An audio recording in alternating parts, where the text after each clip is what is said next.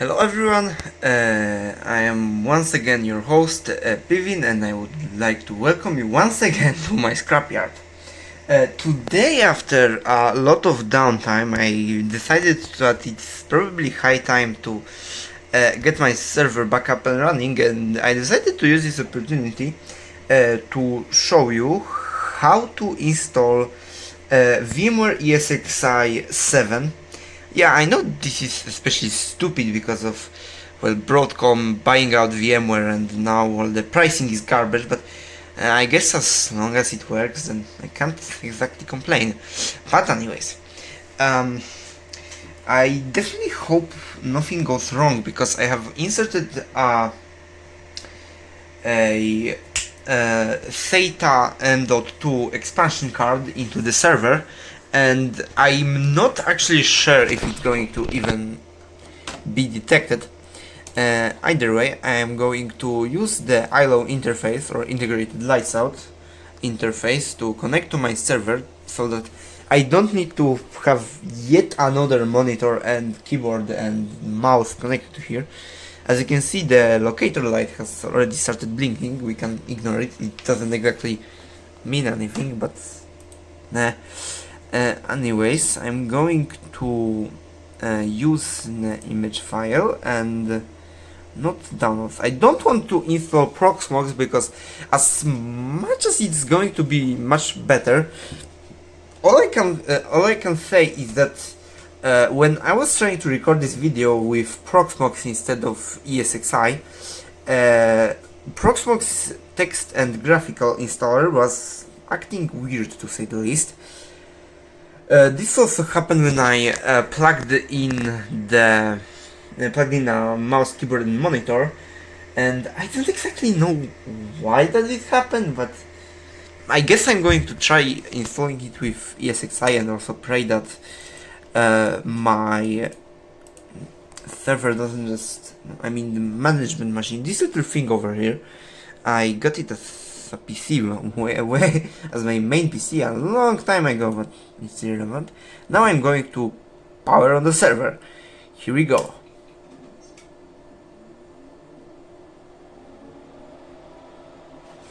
So it's powered on just fine as well. It isn't giving me any video. It's going to need plenty more of time. At least I'm happy that one of the things that happened is every time I cut off power to it, it doesn't just, all my config and the ILO license and everything doesn't just disappear, because the BIOS battery was just dead.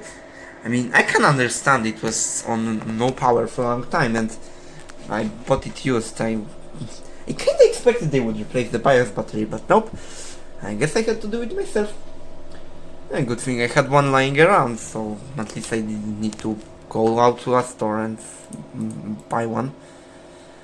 Now, I'm waiting for the server to at least show something. It's posting, so that's good. Oh, there we go. Down here there's no resolution. I guess it's, there we go. We have a blinking cursor.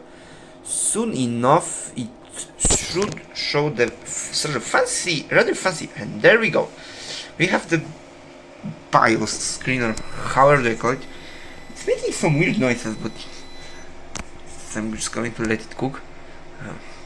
And I definitely should invest in something like, I don't know, a tripod or something to put my phone on. It's not very comfortable holding it in one hand constantly.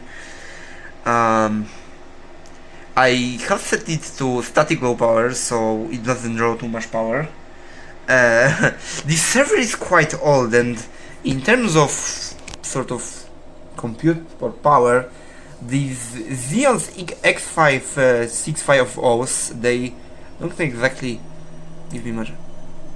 Huh? Okay, I got kicked out of the...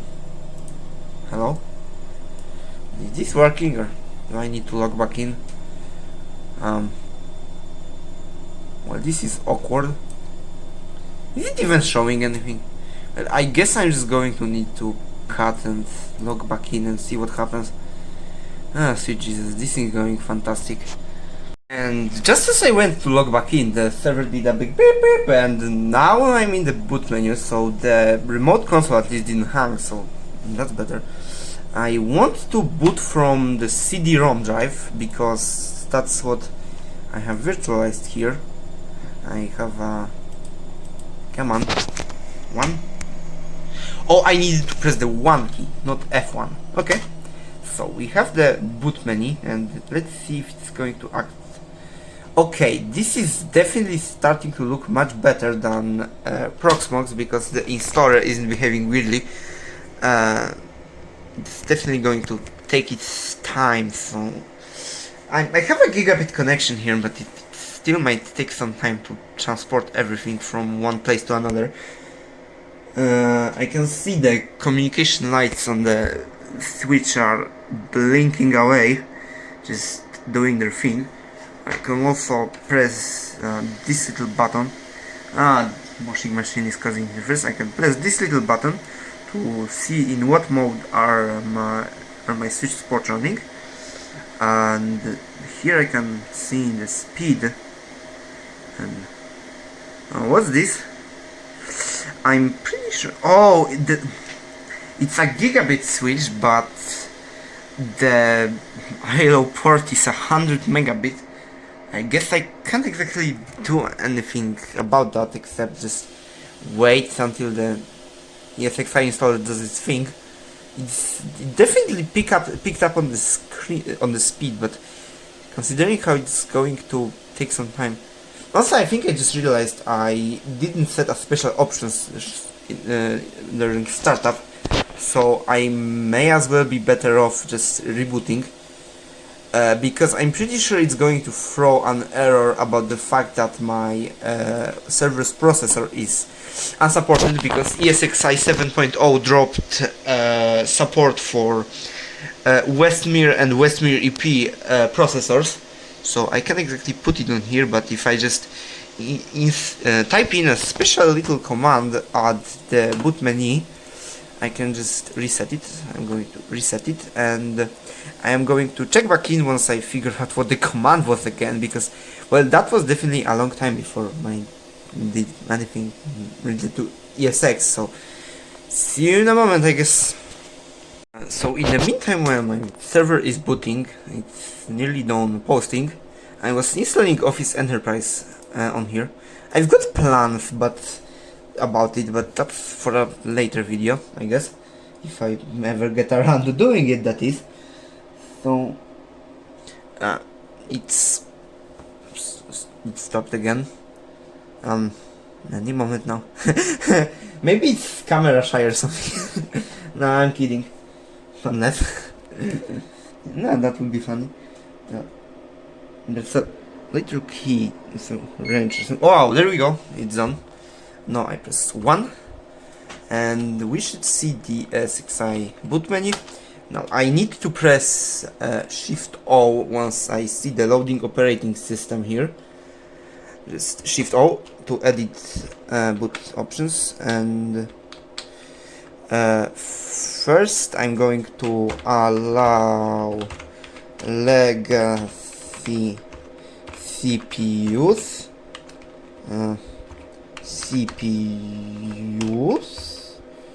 Oh, it's inverted, okay. Alright, that changes all the things. And you're going to set that to true. And now we can start booting. I'm pretty sure I removed one of the commands, so I don't know. It may go wrong, so if it throws some sort of error while booting and just fails to start up, then I guess that's going to be my fault, not the servers. But it's definitely going to take up plenty of time, so I may as well just cut and go get a drink or something and check back in once something interesting happens, because storage space isn't infinite, and especially on my phone I don't exactly have much of it. Well then, alright, there we go. It's now in a bit later stage of booting up. It's loading more things. It's slowly loading. It figured out that this is my hardware and stuff, so I'm going to let it load. It's not done exactly, so it's definitely going to take some time though. So I'm definitely interested about that CD-ROM boot run weasel thing. If I were to assume it might be the installer or something, but I don't know. Okay, a bunch of welding electrodes might have left here. Whatever. Plenty of them, but that matter. Where was I? Yeah, this is definitely going to take up plenty of time. It's loading everything painfully slowly over the 100 megabit per second connection. Definitely, this progress looks much better than when I attempted Proxmox. Though, how do I put it? ESXi was definitely supported officially at that by HP, so maybe thanks to that it just works better. Any second now, it's nearly going to be. Okay, so what just happened? I'm pretty sure it something crashed and then it root. What could be the password? What the hell just happened? Did I even? Oh, that was. Okay, I'm pretty sure this is why. I'm pretty sure this is why I had why the run weasel command existed. I'm pretty sure it was accessing. It was trying to access the. How do I put it? It was trying to. It was actually supposed to be the installers. God damn it! I need to reboot again. It's going to take a long time. I might as well be better off to burn the image on these CD drives, CD discs I bought, but the CDs. But yeah, I'm pretty sure this might benefit me more because it's going to boot up much faster. So I guess actually no. I'm just going to reboot. I'm going to ask it to forcefully terminate on the running VMs. Let it reboot. This time it's probably going to do a warm boot, so it shouldn't need all that time to start up. But still, I'm going to need to. I'm going to continue when something actually. Oh, okay, yeah. Darn it. This is interesting. What just happened? I have never seen this screen on my own eyes before. It's as if my server suddenly stopped supporting ACPI, but I guess I'm going to once again check back in when something actually interesting happens. So back to square one. This time I'm in the installer. I was right about that run weasel thing. So I also realized that I put in the option to allow legacy CPUs incorrectly because it's always allow legacy CPU, not CPUs. So we can now install. I'm going to accept. Now the only problem is I'm not sure if I'm going to see the M.2 drive, because I mean if I don't, then I guess I can buy an adapter to put it in the front backplane. It's not like it's going to cost me an arm and a leg or something. But it's scanning and scanning. I'm pretty sure it's definitely longer than a few seconds by now. It's scanning. It's scanning. Maybe it's slow.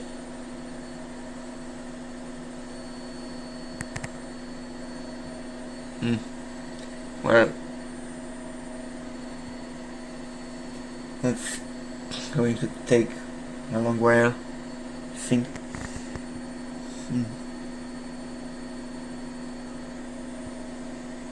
So, well, I really hope someone is actually watching this thing, because well, it wouldn't be too nice if I'm just doing this for nobody, but damn, I'm really gonna have to cut again. Maybe it's having some trouble with detecting that M.2 or something. Or again, it's maybe just slow, because it's definitely a minute past or something. I guess I'm going to have to check back in once it's actually done scanning, and then see what happens. There we go. After a long wait, it found my it found everything. There's my RAID array for data storage, and I'm pretty sure this is supposed to be the SSD. The only thing that weirds me out, and I'm pretty sure it was supposed to be 120 gigabyte. Maybe it was 40. Still, 30 gigabytes should be more than enough. And considering how this is an SSD and not a pen drive, I'm sure it's going to last much longer than the pen drive with Proxmox lasted, and it's going to probably take more than just a few moments. It's been a really long time where it has been, well, scanning for hard drives that it can install on, but it was worth it, I guess. Well, the only problem is it's going to take quite a while gathering information from that specific device, and I'm pretty sure it doesn't recognize the SSD as a hard drive that exists, because the activity LED isn't even on. So I'm going to have to once again cut and wait until it finishes.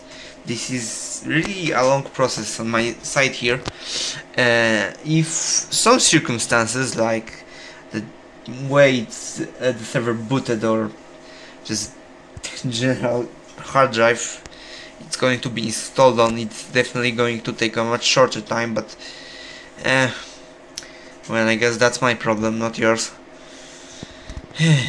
So after a very long wait, selecting the keyboard layout and confirming everything, I got a bunch of these warnings. So I'm not sure what. So the first warning, this one, is pretty obvious. It's going to let me install because I got the switch. So my switch is making a weird noise. Maybe I gotta replace it or something. It's making me a bit weirded out, but I guess if it works. And I don't know what's up with this one, but it may as well be the controller of the VME drive, but the SATA SSD. But I guess I can't complain. I'm going to have it be repartitioned, and it's going to be installed.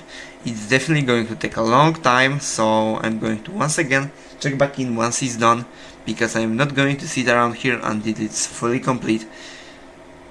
So yeah, see you in 1,000 years.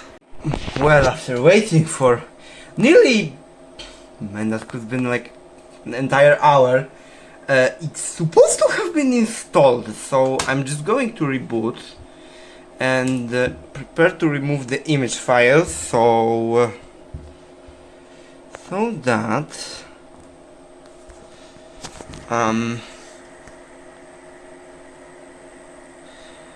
hello, if it's even going to reboot like this, it's going to take a while. Because I don't know, I guess I'm going to reset it if it's not going to get unstuck. No, there is a lot of data transfer happening, so I'm pretty sure it's busy. Come on. Because I absolutely do not want to reset it. Yeah, this is taking too long. I might as well be better off just resetting the server. I am going to remove the image file and then see if I'm going to close this retard. Let's see if it's going to actually boot the of the SSD, because we know that the installer detected it, which probably means we should be capable of booting off of it. Close this out, and I guess the only thing I have left to do is even more waiting, and it's posting right now, but yeah, this is gonna take a long time. So I guess I had nothing to fear because, well, ESXi booted. So what I'm going to want to do is first log into my root account. I'm not going to show you my password, so I'm just going to pan off to the side.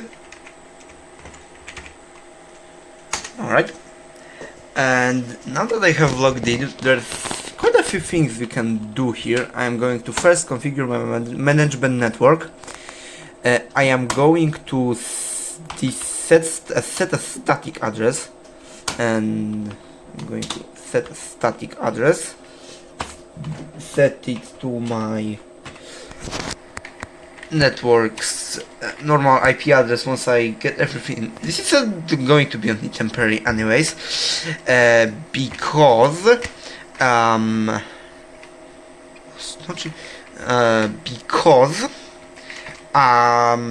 I was going to rebuild the network anyways, add some VLANs and stuff, so also it's going to be generally much easier to set up a static IP address, so you don't have to remember. Alternatively, you can just